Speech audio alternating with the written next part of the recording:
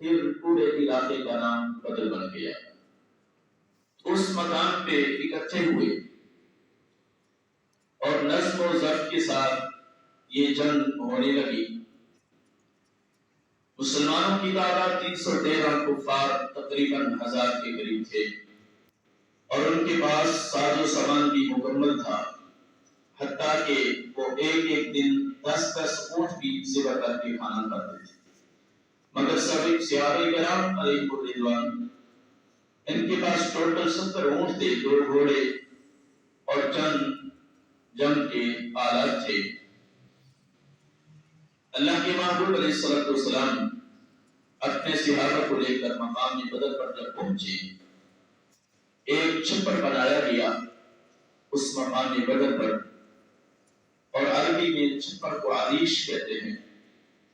وہ حضور کے لیے بنایا گیا، اس میں حضور آرام فرماتے بیٹھے ہوئے تھے۔ آج بھی اس جگہ پر ایک مسجد تعمیر کی گئی جس کا نام مسجد عریش ہے۔ یہ اس جگہ پر بنائی گئی جس پر میرے آقا کا چھپر تیار کیا گیا تھا۔ اب حضور علیہ الصلوۃ والسلام اس چھپر کے نیچے تشریف فرما ہوئے، صحابہ کرام بھی بیٹھے ہیں۔ صبح کو جنگ ہونی تھی، رات کو اللہ کے محبوب علیہ الصلوۃ والسلام نے اللہ کی بارگاہ میں ہاتھ اٹھا دیے، سجدہ ریز بھی ہیں، دعا بھی کر رہے ہیں، اور حسین جملے آپ نے دعا کے اندر بولے، کہا اے میرے مالک، یہ 313 بندے ہیں جن کو میں لے کر آیا، اب تیری مرضی ہے اگر ان کو باقی رکھے یا ان کو ختم کروا دے، لیکن یہ بات ہے کہ جب یہ 313 چلے گئے تو پھر تیری عبادت کرنے والا بھی کوئی نہیں ہوگا۔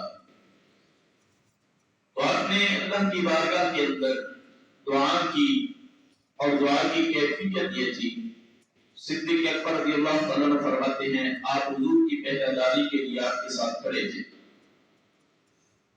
عرض کی کہ حضور علیہ الصلوۃ والسلام جب دعا کرتے تھے، آپ نے چادر پہنی ہوئی تھی تو آپ کے جسم مبارک سے چادر پہ سرک جاتی تھی، اور پھر صدیق اکبر حوصلہ دینے کے لیے عرض کرتے یا رسول اللہ آپ دعا کی بس کیجئے، میرا رب آپ کی مدد ضرور کرے گا۔ مگر اللہ کے محبوب مسلسل دعا میں مشغول رہے اور دعا میں مدد کرتے رہے۔ اچانک آپ نے جب اوپر کی طرف سر اٹھایا تو صدیق اکبر کو فرمایا مبارک ہو صدیق، اللہ کی مدد آ چکی ہے، وہ دیکھو جبریل گھوڑے پہ سوار ہے اور وہ اللہ کی مدد ہے اور ہماری مدد کے لیے آ رہے ہیں۔ اب جب فرشتے نظر آئے اور صبح بھی ہو گئی تو آپ نے سب صحابہ کرام کو اکٹھا کیا اور جنگ کے لیے تیاری کروائی۔ جب ادھر سے کفار کی طرف سے 3 بڑے بڑے سردار عتبہ، شیبہ، ولید وغیرہ جب مقابلے کے لیے میدان میں اترے، میرے آقا نے انصار میں سے 3 لوگوں کو اٹھایا، فرمایا جاؤ جنگ کے لیے۔ جب مسلمانوں کے 3 بندے گئے میدان میں، انہوں نے کہا کہ تم کون ہو؟ انہوں نے اپنا تعارف کرایا، کہا تم ہمارے ساتھ مقابلہ نہیں کر سکتے، کوئی اور بھیجو۔ وہ صحابہ پیچھے آ گئے، حضور کی بارگاہ میں عرض کی یا رسول اللہ صلی اللہ علیہ وسلم کفار یہ کہہ رہے ہیں۔ میرے آقا نے فرمایا چلو تم بیٹھ جاؤ۔ میرے آقا نے پھر آواز دی اے حمزہ آپ کھڑے ہو جاؤ، علی تم کھڑے ہو جاؤ۔ اس طرح بڑے بڑے صحابہ کرام کو کھڑا کیا اور بھیجا۔ جب میدان میں اترے تو دیکھا اور پوچھا کفار نے کہ تم کون ہو؟ انہوں نے جب اپنا تعارف کرایا تو کہا ہاں تم ہمارے ساتھ جنگ کر سکتے ہو۔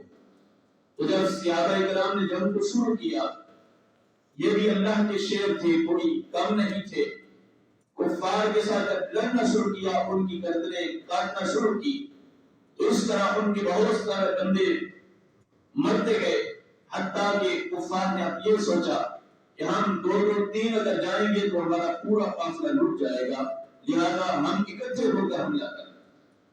جب کفار نے اکٹھے ہو کر مسلمانوں پہ حملہ کیا، اب صحابہ فرماتے کہ ہم نے دیکھا حضور پہلے اس چھپر میں تشریف فرما تھے، مگر کفار نے جب اکٹھا یک بار کی حملہ کیا، میرے آقا بھی اپنے چھپر سے نکلے، ہاتھ میں تلوار تھی اور میدان دوڑ کر آئے اور اپنے ہاتھ میں تلوار اٹھا کر میدان بدر میں آپ لڑتے رہے۔ یہاں پہ رک کر میں ایک چھوٹی سی بات عرض کرتا ہوں۔ آج ہمارے اس معاشرے کے اکثر لوگ ٹی ویوں پہ، اخباروں پہ اور لوگوں کے رش میں یہ بیان دیتے ہیں، میاں یہ جو اسلام پھیلا ہے یہ امن سے پھیلا ہے، اس میں سختی نہیں ہے، اس میں کسی کی طرف انگلی اٹھانے کی اجازت نہیں ہے۔ ان لوگوں سے میرا سوال یہ ہے، کیا یہ جو جنگ بدر ہوئی تھی یہ نرمی ہے، یہ امن ہے؟ اللہ کے محبوب علیہ السلام جو سب سے بڑے امن کا درس دینے والے ہیں، اس میدان کے اندر خود اپنے ہاتھ میں تلوار اٹھائے اور میدان میں اتر گئے۔ اسلام کے اندر یہ دونوں تصور موجود ہے۔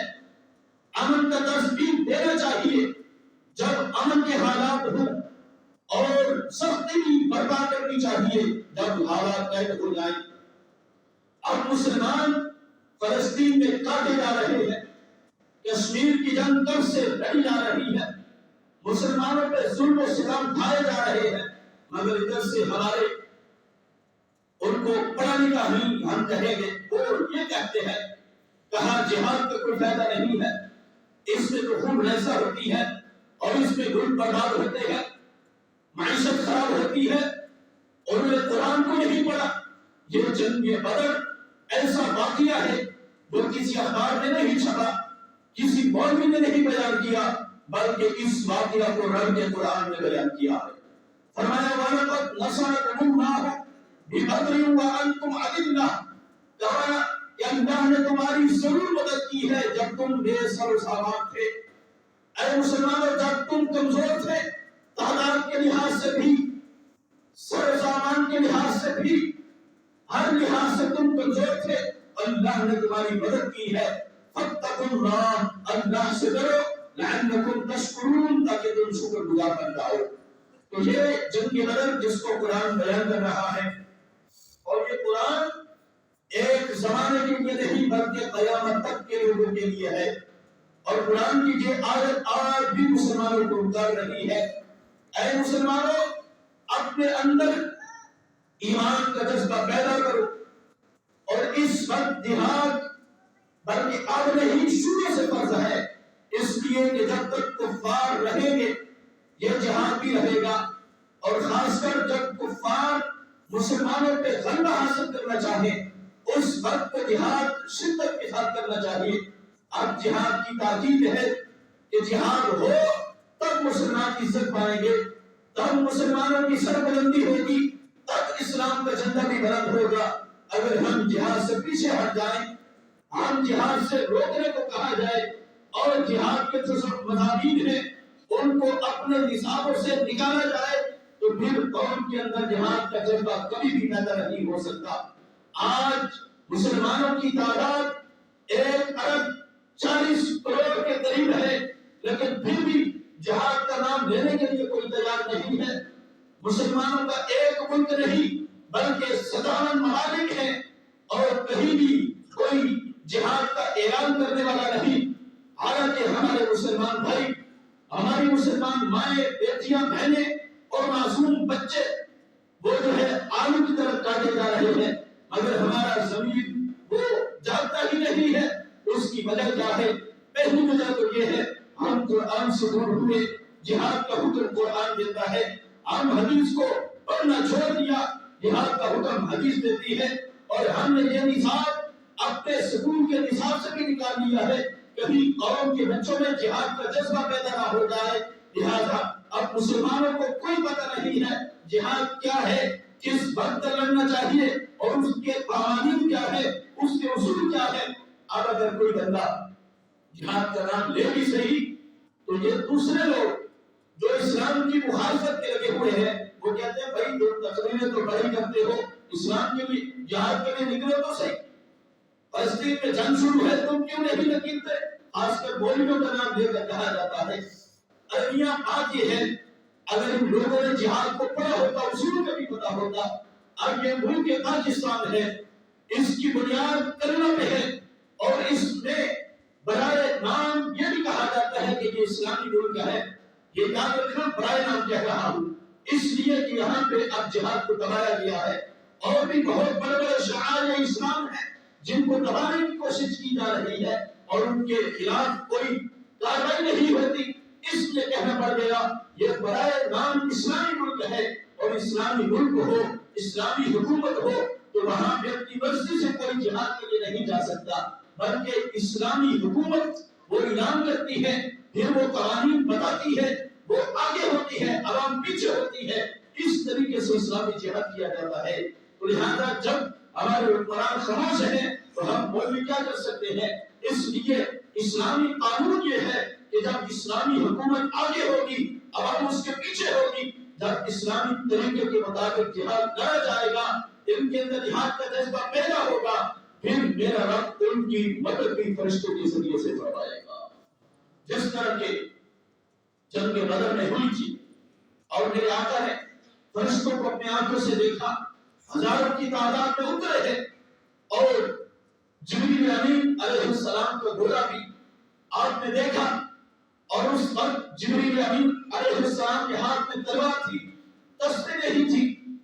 یہ ذکر اذکار کرنا بھی جائز ہے، اس کی مخالفت نہیں ہے، اس سے بھی ثواب ملتا ہے، دل روشن ہوتا ہے، مگر جب اسلام پہ مشکل وقت آ جائے تو اس وقت تلوار اٹھا کر میدان میں اترنا ایک لمحے کے لیے یہ انسان کی کامیابیوں کی راہوں کو بہت آگے لے جاتا ہے۔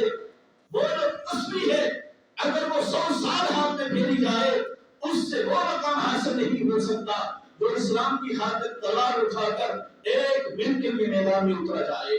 تو اس لیے اپنی آخرت کو سنبھالنے کے لیے، اپنے ایمان کو مضبوط کرنے کے لیے یہ اسلام کے اندر جو جہاد کا فریضہ ہے اس کا جذبہ ہر مسلمان کے دل کے اندر موجود ہونا چاہیے۔ اگر ہم نکل نہیں سکتے کم از کم ہم آواز بلند ضرور کر سکتے ہیں۔ اگر ہم پانی بجلی کی شکایت حکومت تک پہنچا سکتے ہیں تو یہ اسلام کے جہاد کی بات بھی ہم پہنچا سکتے ہیں، لیکن ہمارا جب زمین مر چکا ہے ہم اس کا نام لینے کو بھی برداشت نہیں کر سکتے۔ جو لوگ ہمیں کہے ہم اس کی مخالفت کرتے ہیں تو پھر جہاد کیسے ہوگا؟ ارے اس وقت جہاد فرض ہو چکا ہے۔ آپ دیکھتے نہیں سوشل میڈیا کی دنیا ہے، پڑھ کے آپ دیکھ سکتے ہیں کہ ایک دن کے اندر کتنے مسلمان کاٹے جا رہے ہیں۔ کیا انہوں نے کلمہ نہیں پڑھا ہے؟ قرآن تو یہ کہتا ہے انما المؤمنون اخوہ، کہ جہاں کہیں کلمہ گو موجود ہے وہ تمہارا بھائی ہے۔ ایمان کا رشتہ جب طے ہو گیا، مشرق میں ہو مغرب میں ہو جہاں کہیں ہو، اس کے ساتھ ہمارا بھائی والا رشتہ ہے۔ جب ہمارے سگے بھائی پہ مشکل آئے تو پھر ہم اسلام کی حد توڑ کر اگلے کو قتل بھی کر دیتے ہیں۔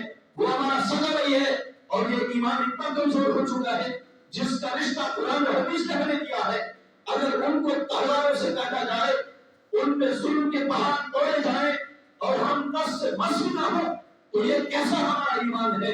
کبھی اپنے ایمان کو بھی چیک کرنا چاہیے۔ ایمان صرف نماز روزے میں نہیں ہے، ایمان کی بہت ساری حدود ہے۔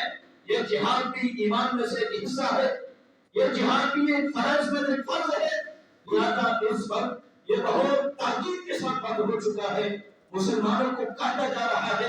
مسجد اقصی کی بے حرمتی کے لیے اسرائیل رات دن کوششیں کر رہا ہے، اور وہ اس کی بےادبی کے لیے، اس کی بے حرمتی کے لیے مسلمانوں کو کاٹ کر ان کی لاشوں کے اوپر گزر کر آگے جانے کی کوشش کر رہے ہیں۔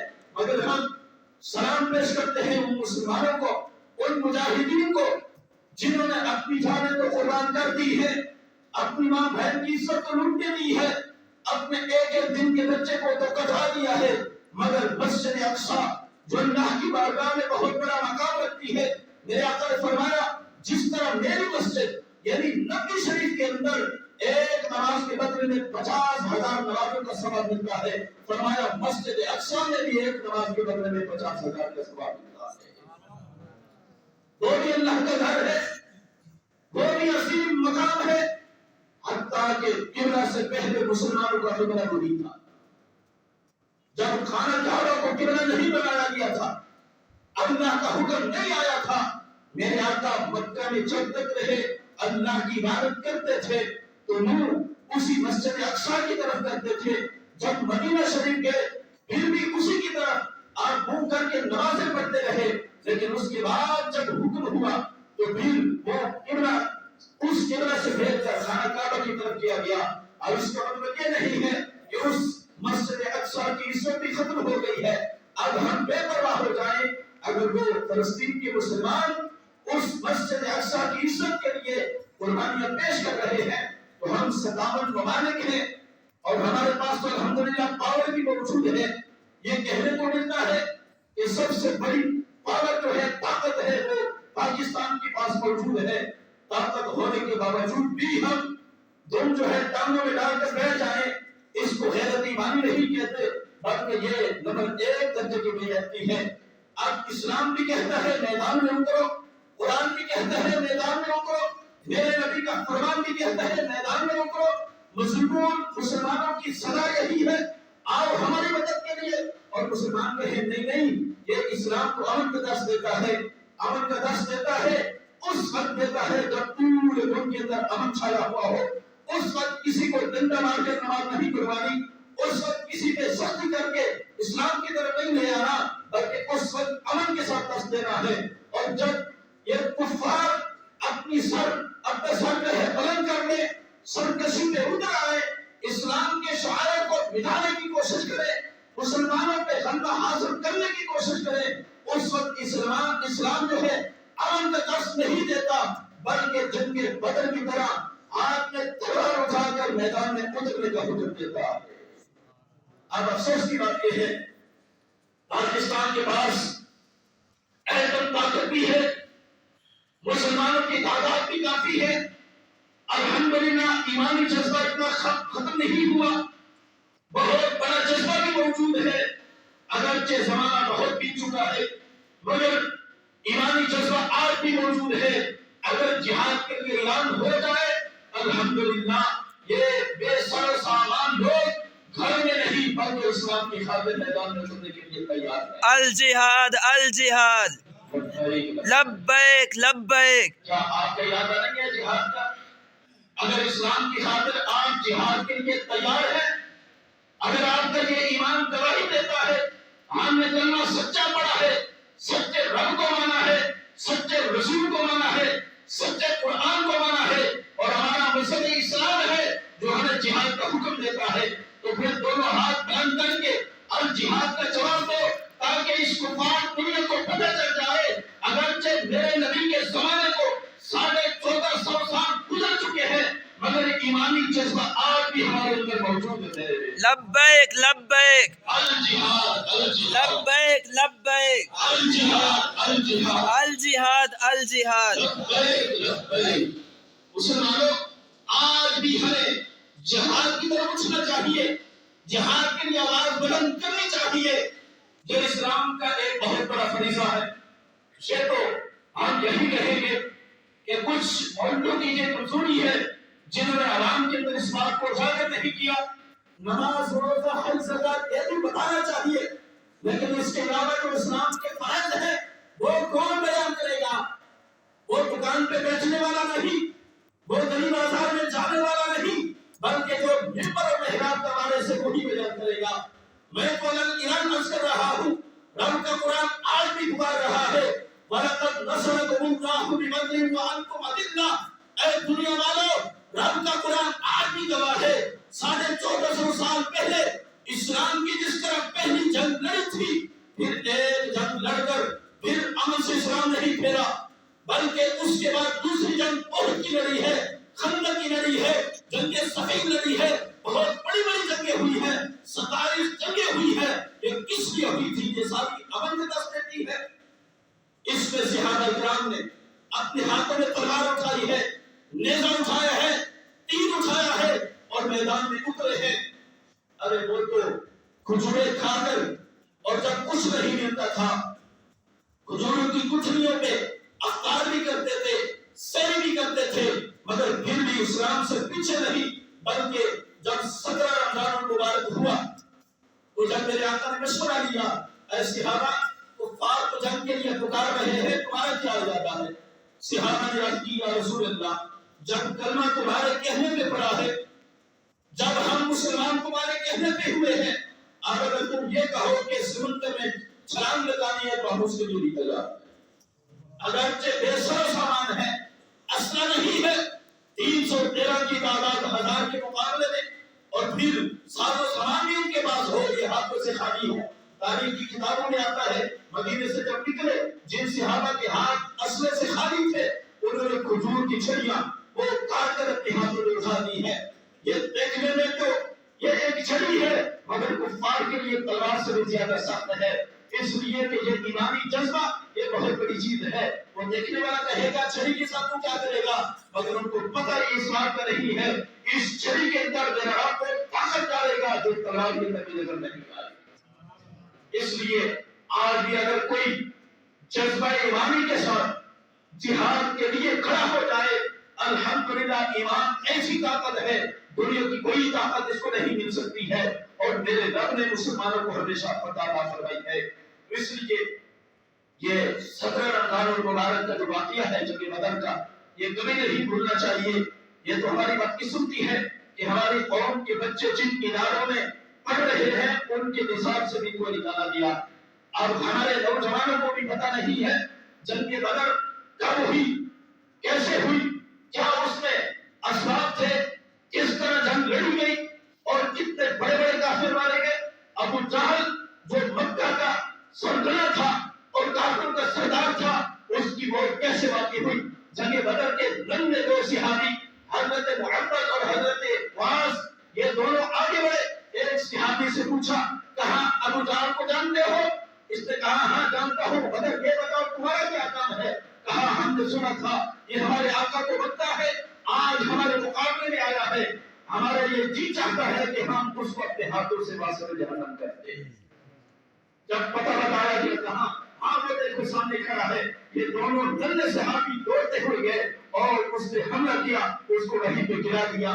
एक सहाबी की जो छोटा सा है, 7-8 साल की उम्र क्या होती है, उसका बाजू कट गया और चमड़े के साथ लटका हुआ है। अब ईमानी जज्बे की बात कर रहा हूँ, हाथ पे पावर कर उसको खेचा, कहा ये मेरी हार बनेगा, इसको नीचे फेंक दिया और एक के हाथ के साथ लड़ रहा है।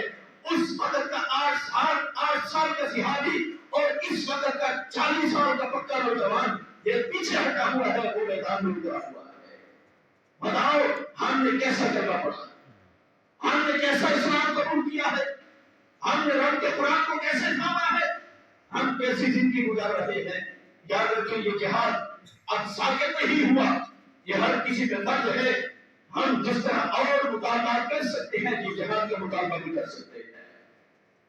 और जब ये जब खत्म हुई, मेरे आका फरमाते हैं कि मैंने देखा जिब्रील मेरे पास वापस आ गए।